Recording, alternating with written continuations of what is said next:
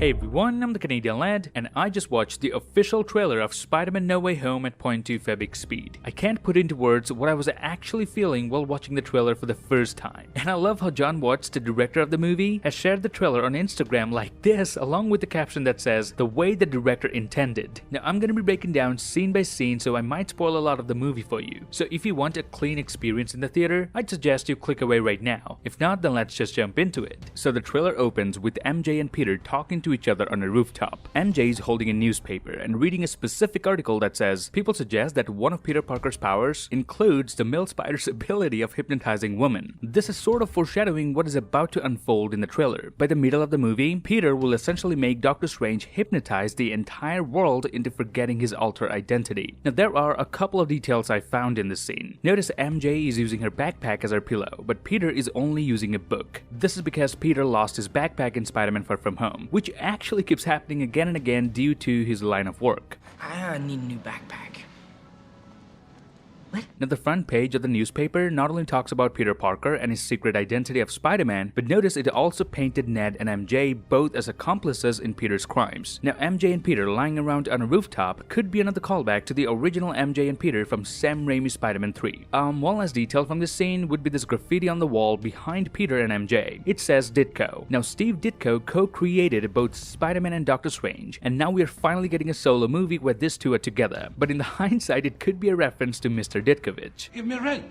You'll get your rent when you fix this damn door! We then see Spider-Man and MJ flying around New York. Now this is after the big Mysterio reveal, just like they were swinging around the city before getting the shocking news. But now they're both trying to get somewhere safe. I kind of feel bad for MJ, who said this at the end of Far From Home. This is never doing that again. I'm never doing that again. But now is being forced to take a ride again with Peter in order to escape from the police. Now notice MJ was so scared, she was literally blocking Peter's view with her hand. We get a voiceover from J. Jonah Jameson, played by J.K. Simmons, says that Spider-Man is in fact Peter Parker. MJ and Peter then fly past this picture of Peter, which is half him and half Spider-Man. This could again be directly taken from the comics, and it matches with the merchandising of the film as well. We then see Peter now in a police station where this could be Matt Murdock, aka Daredevil. He does possess a similar sort of physique, and the way Marvel totally avoided showing us his face kinda tells us something. So the plot leaks could turn out to be true, and this may as well be Matt himself who came here to defend Peter. We then see Peter handcuffed to a desk, which I find pretty funny considering Peter has enough strength to take down this entire station by himself, but he chose to comply with the law, of course. And notice he's actually in his sweatpants, which tells us the police didn't give him any time, they just apprehended him. Now Peter keeps saying he did not kill Mysterio, the drones did, which is exactly what happened. But the police of course still accuses Peter of the murder and says, but the drones are yours, which also makes sense because the drones were essentially his. He was the chosen one by Tony Stark to take control of the drones. So inadvertently, when a crime is committed through these drones, Peter is gonna be the prime suspect, especially when there's fabricated proof showing that Peter really ordered the kill on Mysterio. And I love the t-shirt Tom is wearing here that says, physics is theoretical but the fun is real. Just like the theory of the multiverse in real life. It's all theoretical, but it surely sounds a lot fun. Cut to MJ lying in her bed and is on a video call with Peter, and none of them are using headphones. I mean, come on Peter, you gotta use headphones with your girl, come on. Now we do see a lot of sketches of people just hanging around near MJ's bed. This is a great continuity detail, as we've seen in Spider-Man Homecoming that MJ used to make sketches of people during her detention in school. Precisely this sketch that she made of Coach Wilson. This sketch is right here on the wall as well. Now another awesome continuity detail I found is this picture. Even though it's not that clear, but we can take out that there are a lot of pigeons in the picture. And when did MJ come across a lot of pigeons in one place? Exactly, when she went on the school trip to Rome, and Brad Davis took this picture of her. So this exact same photo has now been framed and MJ hanged it on her wall. She has a lot of books in her room, as well as a few just beside her bed, which again aligns perfectly with her character. Now MJ asks Peter, doesn't a part of you feel relieved about all this? So basically she's trying to see the brighter side of this whole fiasco. However, Peter says he lies about his identity to keep everyone around him safe. And for the record, he never lied to MJ because he wanted to, he lied to her because he had to. Now notice Peter is lying on a couch while MJ is in bed. This tells me that Peter is still on the run during this scene. He's staying somewhere else for safety, perhaps at a feast facility. I'll talk more about it in a minute. Cut to outside the courthouse where Peter, Ned, MJ, and probably Flash Thompson are being taken for trial. Now Flash over here looks a lot different, mostly because of his blonde hair. Now in the comics, his character was actually blonde. I love how comic accurate things are getting as we move forward. Now it's nice to see Flash standing up beside Peter, as he has been a diehard fan of Spider-Man. So knowing that Peter is in fact Spider-Man, I guess he changed his view about Peter and decided decided to amend things with him. Now with all this media coverage, this is surely a very high-profile case, which is not good news for Peter Parker. Now notice outside the court, among all these news reporters, one of them is Betty Brant, played by Angourie Rice. I wasn't sure if this was really her until I saw the next scene where we can clearly see her name on the TV of the school. Now that's some promotion, eh? Going from beginner level journalism to actual journalism. Now I have no clue why Peter would go to school so soon after such a big incident, but notice he's wearing the same shirt here that he was wearing while going to the court. So it could be that Peter came to his school and then was taken to the court. Cut to the next scene where Peter and Aunt May are watching the Daily Bugle. Now judging by the looks on their face, someone has clearly walked into their room and they're not sure what to do about it. Now this could either be Tobey Maguire or Andrew Garfield's Peter Parker, given the flash of bright red in the window across the room as it plays out. Now I should add there's a similar red flare behind the red table lamp as well, so perhaps it's merely the lamp being reflected as the camera enters the room and changes perspective. However, the dimensions and the positioning of the two red flashes aren't exactly the same as the lampshade, as one would expect in a reflection. Thanks to Ian Hayward for sending me this awesome piece of detail. But I personally think this red flare are the police waiting outside, because if you notice Peter's clothes, he's wearing the same sweats and t-shirt that we've seen him wear inside the police station. So this is probably moments before Peter's arrest. We see both Ned and Aunt May also being questioned by the police. Cut to Peter, who gets the idea of asking for help from Doctor Strange, seeing this wizard lights from some Halloween decoration. We get a voiceover from Peter saying this isn't about me, this is hurting a lot of people. This one line is enough to tell just how big of a superhero Peter Parker has become. Doctor Strange had to spend an entire movie learning this lesson. It's precisely what kept you from greatness. Which is? It's not about you.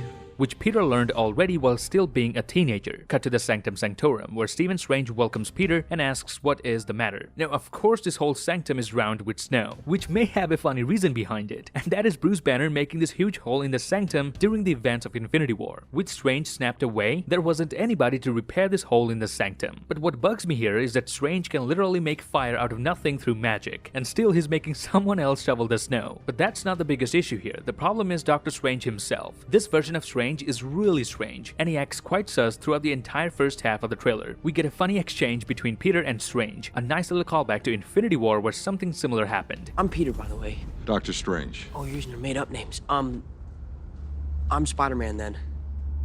Now, I don't know why I find this whole new outfit of Strange very funny. I mean, you wouldn't wear a jacket like this just before a fight, would you? So why did he still put on the cape? Peter then asks Strange if he can go back in time and make everyone forget Spider-Man's true identity, because ever since Mysterio revealed his true identity, his life got screwed up. So he asks Doctor Strange if he could go back in time and fix it. Surprisingly, Strange does agree to help Peter by wiping everyone's memory. Then we see Wong for the first time, who warns Steven, saying don't cast that spell, it's too dangerous. So Steven says he won't, but winks at Peter, implying he will in fact cast the spell and get Peter out of his misery. I mean, I understand Peter being a kid coming up with such a big request, but doesn't it show Strange's lack of sensibility when he agreed to do it? There could have been other ways to do it other than wiping everyone's memory. Now, after Peter tampers with the spell and unleashes the multiverse, we may have gotten a clue of what exactly happened. Notice there was just one mystical circle around them at the beginning of the spell, but as the spell starts to go wrong, it multiplies into 3. But then Strange loses control over it completely. So these 3 mystical loops could be representing each timeline of 3 different Spider-Man. So when Strange lost control, it started to entangle with each other, therefore opening the doors of the Spider-Verse. Now when the spell goes wrong, we can clearly see the glimpses of the color purple, which might indicate the spell going wrong may have something to do with dark magic. It's not entirely Peter's fault. Or the shattered place that we've seen when the spell went wrong could be the Citadel of Time, meaning the home of Kang the Conqueror. So maybe Strange's spell didn't work because of the absence of He Who Remains. The multiverse already started branching in Loki, not just because of Peter. Cut to a shelter house where Peter is seemingly wearing the black and golden suit. Now notice Peter actually takes off his mask without worrying about getting caught, implying the people over here may know who he is. And that brings me to Feast. Now for those of you who don't know, Feast is a non-profit organization that takes care of New York's homeless. It was also featured in the 2018 Spider-Man video game. In the comics, Aunt May works for this organization. Now also in the MCU, we've seen Aunt May at the beginning of Far From Home doing a lot of charity work for people who lost their homes due to the blip. So in both the comics and in the MCU,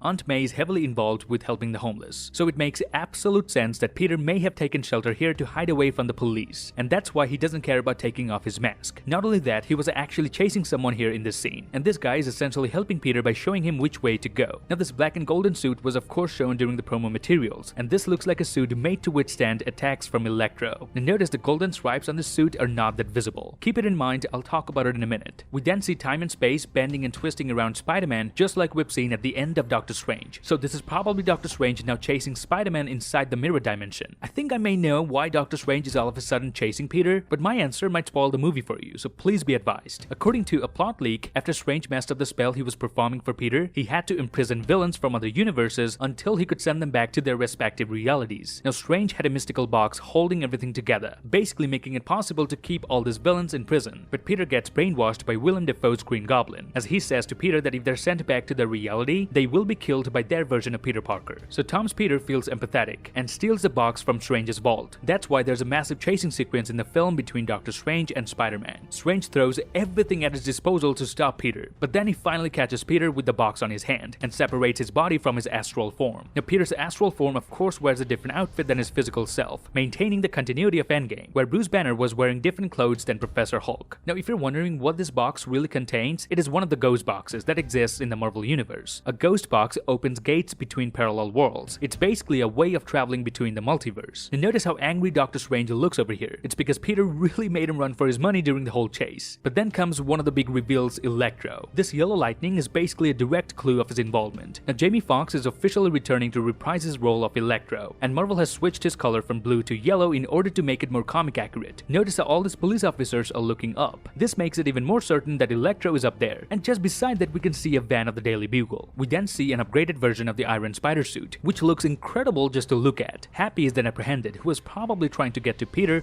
or helping Peter to escape, or he's helping Aunt May, as we know this to share a romantic relationship, and that would really make sense. Now Strange mentions how Peter living a double life is basically what causes all these issues. Had Peter not needed to keep MJ, Ned and Aunt May's memory, he wouldn't have interrupted the spell, meaning the spell would have gone smoothly. Therefore the doors of the multiverse wouldn't have opened. But of course the fact that Sylvie killed He Who Remains at the end of Loki might have something to do with it. We are then introduced to two more villains, the Lizard from Amazing Spider-Man 1 and Sandman from Sam Raimi's Spider-Man 3. But notice in this shot, this red flare does look like another Spider-Man. I mean, there were multiple instances in the trailer that show both Tobey and Andrew are definitely coming back. And remember I told you to keep in mind the golden stripes of Peter's suit? It wasn't that visible in that scene. However, in this scene, the stripes are fairly visible and they're more whitish, which may indicate that this is Tobey's Spider-Man from Sam Raimi's Spider-Man 3. Now another figure emerges from the sand, and even though it's really tough to see, but it does seem like Willem Dafoe's Green Goblin. We then get the money shot of the trailer, Willem Dafoe's Pumpkin Bomb making an official appearance in the MCU. Now it's only a matter of time until we see Dafoe as Green Goblin in the MCU. Then we meet this lady. Now this could be the MCU hinting towards Miles Morales, and this could be his mother. Now notice the suit and shirt Peter is wearing here. This is the exact same outfit Tobey Maguire had back in Sam Raimi's Spider-Man. Now if you know about movies, you know that nothing about them are coincidences. So Marvel deliberately made Tom Holland wear a similar sort of suit as Tobey Maguire. And then we get the biggest reveal of the trailer, Alfred Molina returning as Dr. Octopus after 18 years. The first thing we hear him say is "Hello Peter." Now notice he's probably not saying this to Tom's Peter, because if you compare the backgrounds side by side, it doesn't match. It doesn't look like they're from the same scenes. This Peter suit up scene and the Doc Ock scene are taken from two different sequences, but are put together for the trailer to throw us off. In fact, if you pay attention, the suit up scene is more compatible to this scene where we see the Iron Spider suit. So I think this is Dr. Octopus saying "Hello Peter" to Tobey Maguire's Spider-Man, not Tom Holland's. Now if you take a look at the place where the pumpkin bomb goes off and blasts everything, we can see multiple construction barrels or drums lying around in the road. The same drums can be spotted again behind Peter when we see him donning the Iron Spider suit. So there we go. Peter suiting up and fighting on top of this bridge is not against Dr. Octopus as we're made to believe. Instead, it is against Willem Dafoe's Green Goblin. That's the magic of clever editing. It can be deceiving if you don't pay attention. And that's it. This would be my breakdown of the Spider-Man No Way Home trailer at 0.25 speed. I hope I was able to give you lads a few new details that I didn't notice before. If I did, then please give me a thumbs up, grab the subscribe button, and turn notifications on for more of these breakdowns. Coming up next, What If Episode 3 in 0.25 speed. Follow me on Instagram and Twitter to get updates about my videos. Till then, I'll see you lads in the next one.